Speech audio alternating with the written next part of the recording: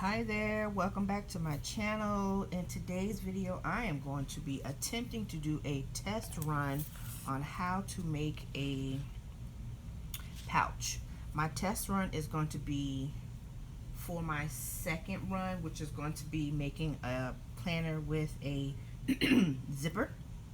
So in today's test run I'm going to try to make a pouch without the zipper. So if I can get this done pretty well without the zipper, hopefully me adding the zipper should be easy.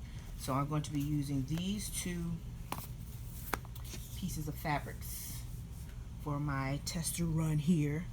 This is going to be the outside. These are fabric quarters that I'm pretty sure I got at Joann's. I think they're like $1. This is going to be the inner fabric that I'm going to use. So they're a good little combination. They both have black in them, got a red on the outside, white on the inside. White typically, hopefully, won't be getting too dirty because the only thing that's going to be going inside of it is going to be a planner. So my planner that I'm going to be using is not the probably some of the videos you've seen before, because I like to make covers for my planners, such as my Happy Planner, my bullet journal, my personal wire rings, any of those types of planning devices. Those are the covers that I like to make for myself. So this pattern, these two patterns, are going to be used for making a planner, and I think I'm going to shoot for my largest one, which is the classic Happy Planner. So my sizes that I'm going to need is, this is going to be the outer fabric, so I need to make this one not this one. There's going to be two sets, so it's going to be two cut exactly the same way. So the dimensions that I'm going to be using is 9 inches wide. Here is a ruler that I use, 9 inches wide. So here's the, try to turn it this way, here's the 1, and all the way over here is the 9. So I need to make sure that it's 9 inches wide, and then it has to be at least 11 inches tall. So it's going to have a width of 9 inches and a height of 11 inches. So I'm going to go ahead and cut these pieces. I'll be back in just a few moments. Alright, so I'm back. So basically what I have done was I measured there's the numbers. You see the numbers here.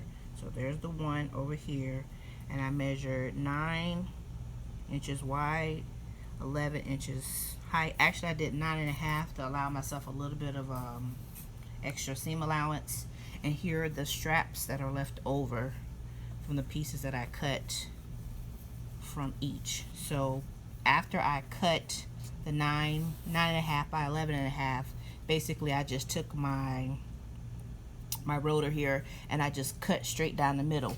Now with my white fabric I couldn't do that because I couldn't see where it was, so I had to use a pair of scissors to line it up. So my next part is the next thing I'm going to do is match up how I want the inner and the outer to be, and I'll be back in a few moments. Alright, so now I'm back. So basically what I have done is I've taken all 4 pieces, so I'll just take them apart again just so you can see. Here's piece number 1, and there's piece number 2. There's piece number 1 of the red and piece number 2. Because I want my red to be on the outside, please make sure that you look and see this is the outside, this is the inside. So the inside is lighter, the outside is darker. So I took my 2 outer pieces and I'm going to put them together. And I'm going to make sure that the right sides are touching. So basically all I'm doing is taking those 2 pieces, making sure they touch, because that's going to be the outside of my pouch. Then I'm going to take the 2 inner pieces. Now this one, it doesn't really matter because it's going to be on the inside of the bag, so it doesn't matter which way you do it.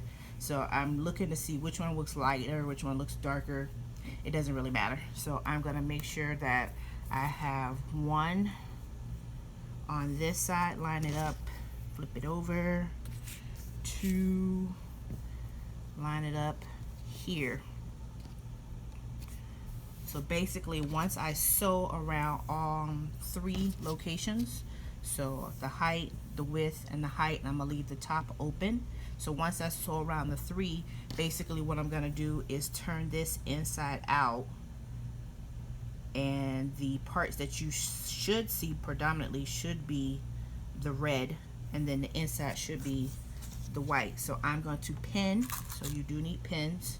I'm going to pin them. First I'm going to make sure that I line them up all straight, and then I'm going to pin all the way around except for the top, because this is the top here, so I'm not going to sew that part, but I am going to sew all the way around. So like I said, the length or the height, the width, and then the other length, I'm going to leave this top part open because that's how I'm going to open the bag. Remember, I gave myself a little extra seam allowance, so I did cut it 9.5 by 11.5. So the width is 9.5, and then the length is 11.5. So I'm going to sew around on 3 sides after I pin it. Make sure it's lined up real good. I'm going to sew around 3 sides, and I'll be back.